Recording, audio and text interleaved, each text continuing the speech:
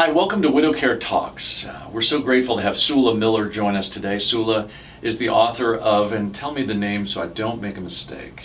Welcome to the Widows Club. Welcome to the Widows Club.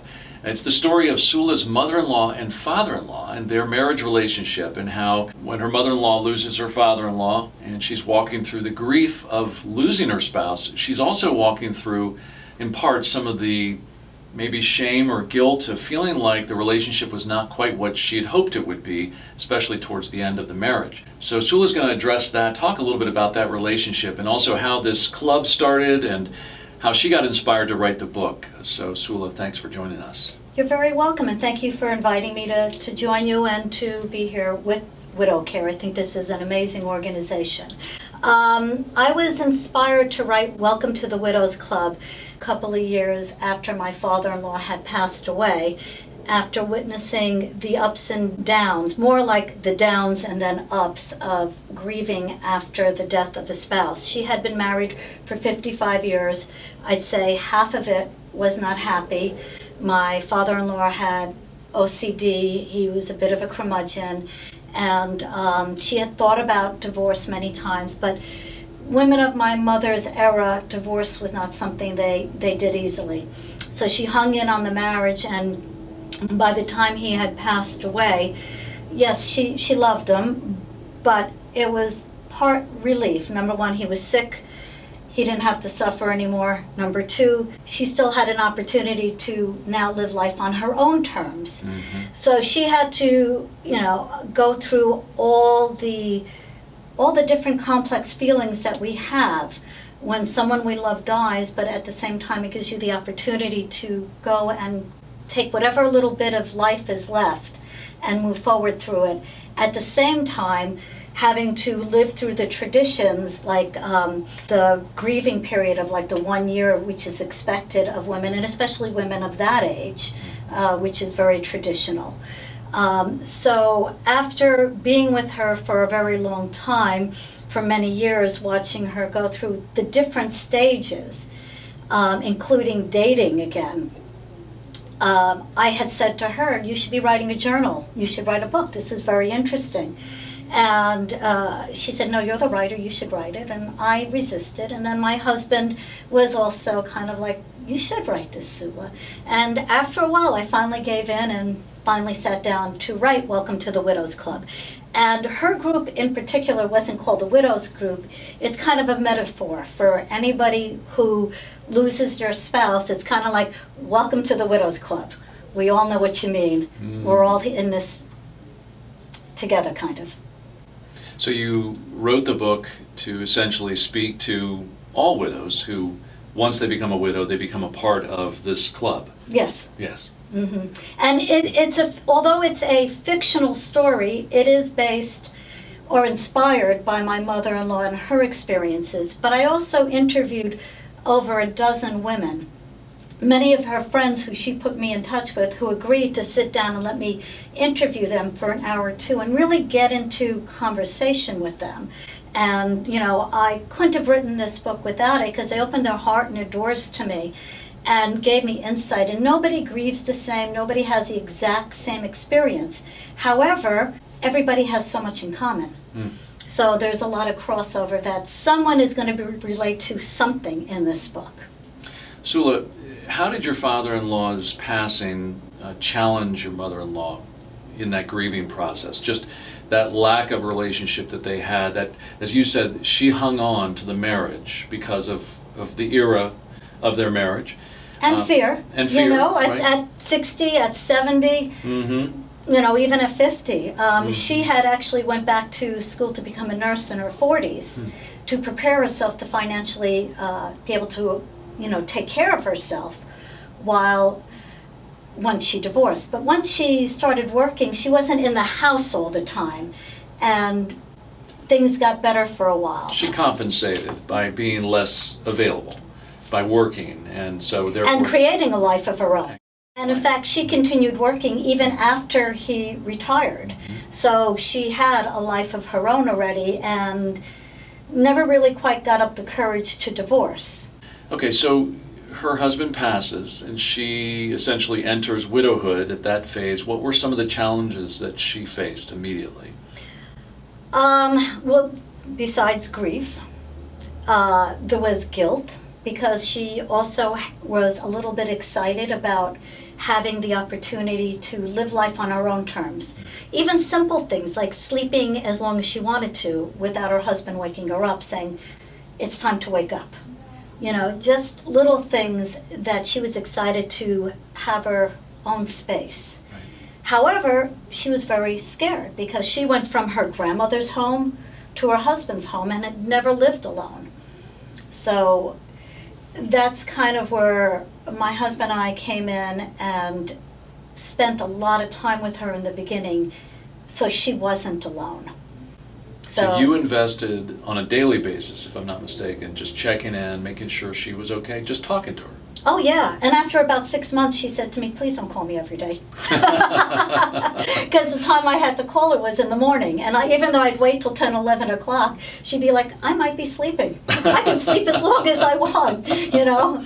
So when her husband, my father-in-law, first passed away, after the funeral, we stayed with her, and then we asked her to come stay with us for a while.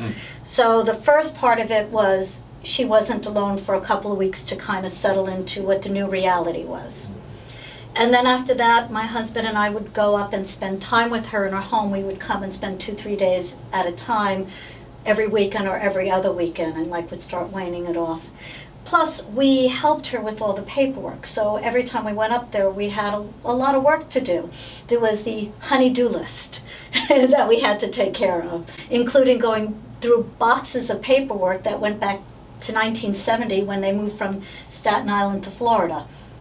So we all had a lot of work to do, and we spent a lot of time with her. And it was especially important because she noticed that all the couples that she was friends with her husband, suddenly weren't part of her environment anymore. They were dropping out of her life. So then she joined a bereavement group, because you don't understand what's going on. Right. And it wasn't her intention to join a bereavement group, and what I found out is that a lot of women won't join a bereavement group right away, but then a couple of months might go by and they go, well, maybe it's a good idea. Mm-hmm. And it's actually a wonderful idea because they're able to be in a group with people who are experiencing some of the same things, and lasting friendships come out of it. So that was one aspect of her Widows Club. I found that she had several different groups over the years that she had gained friendships with. Whether it was a widow club in her neighborhood, a bunch of widows who got together and went to movies and dinners, or whether it was a bereavement group friends that continued to meet even after the bereavement group sessions were over, or whether once she started dating again, then she met a whole new bunch of friends through her boyfriend because she was a couple again. And it really is a couple's world in that generation of women.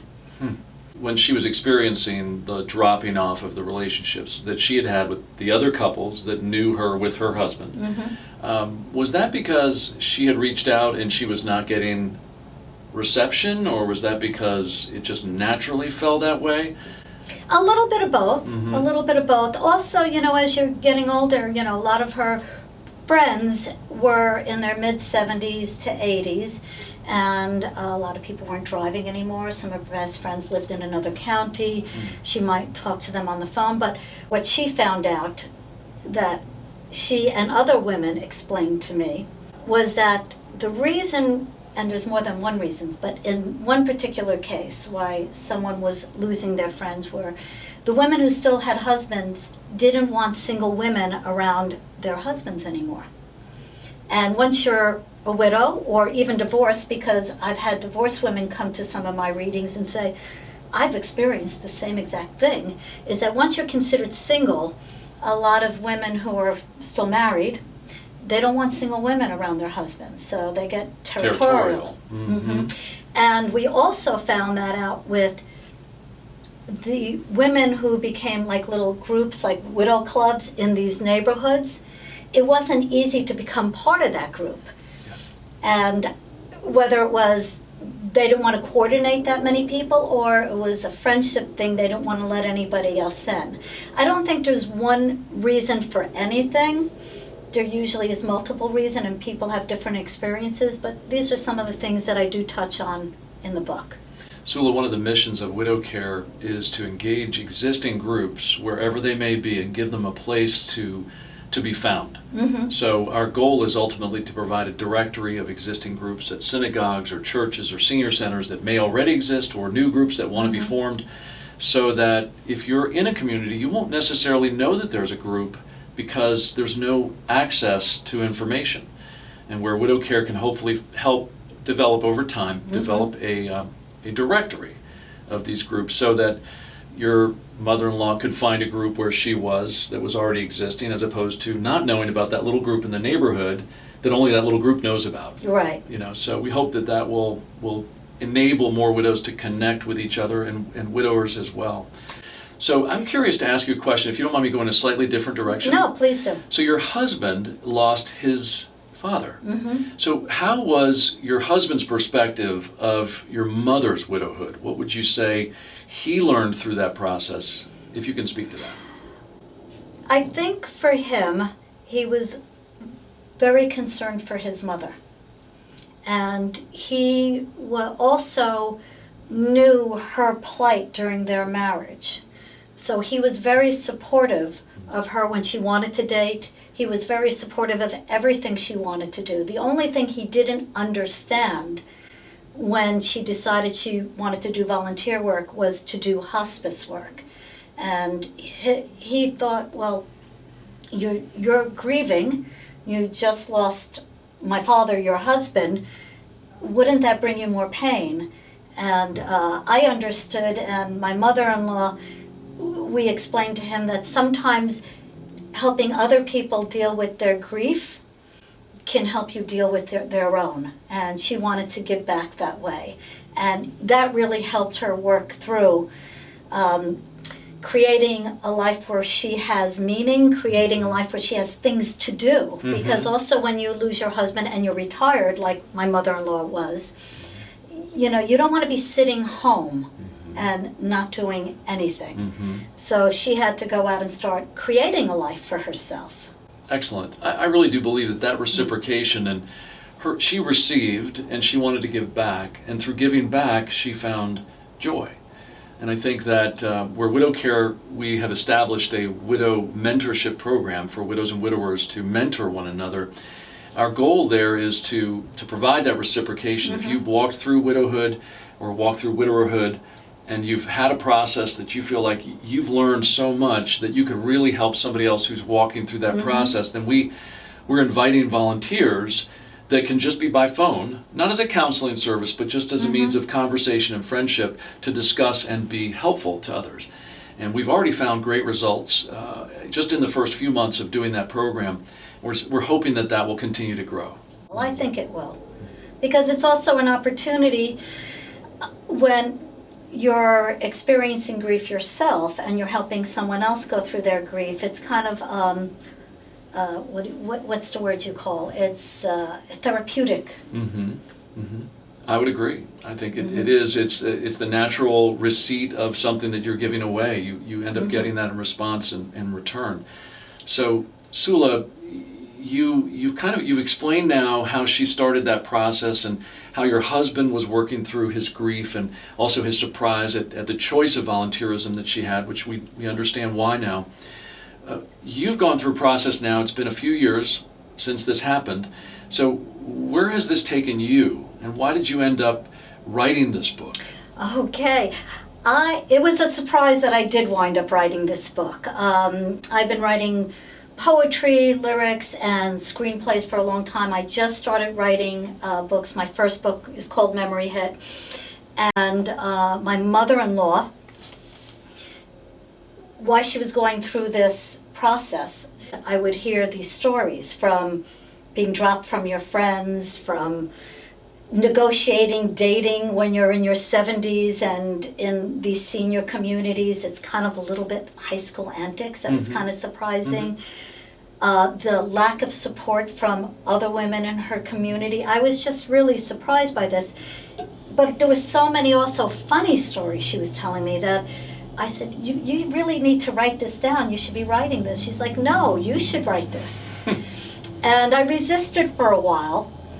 And then finally, at some point, I think at her second year of dating, they wore me down. Both my mother-in-law and my husband wore me down. My mother-in-law was insistent she wanted it to be funny because there were so many comedic incidences that happened. But there was no way that I could write the book just being funny because you lose your spouse, you're going through the grief.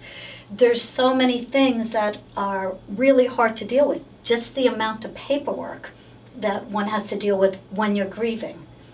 And, at one point, like 9 months into it, she's like, I want to have fun, and all I'm doing is paperwork. I'm online at the post office. I'm going to lawyers. I'm doing this. And, it kind of made the grieving worse because you're stuck in this place where you can't just relax and start building a new life. And she gave herself that year of traditional mourning. But when that year was up, she started dating. Okay. And she said, okay, I'm going to live my life. And I got inspired to write the book when she started living her life. Like a year or two, and seeing all her experiences, what she was doing and how she was living. Right. And her dependence on us got less and less to the point where it felt like she was our teenager, and when we tried to make plans with her, she was always busy. It's like, okay, Ma, tell us when you're available. Sula Miller, she's the author of Welcome to the Widows Club, and she's been our guest here on Widow Care Talks. Sula, do you have a funny story you would like to end today with? Maybe a quick story of something that your mother-in-law did that pops up in your book that, you mentioned that she was very funny and you had many funny memories. Well, there's a couple of things before I go into the funny story. One of the things I wanted to share was how children can help their parents grieve when they lose their spouse. Okay.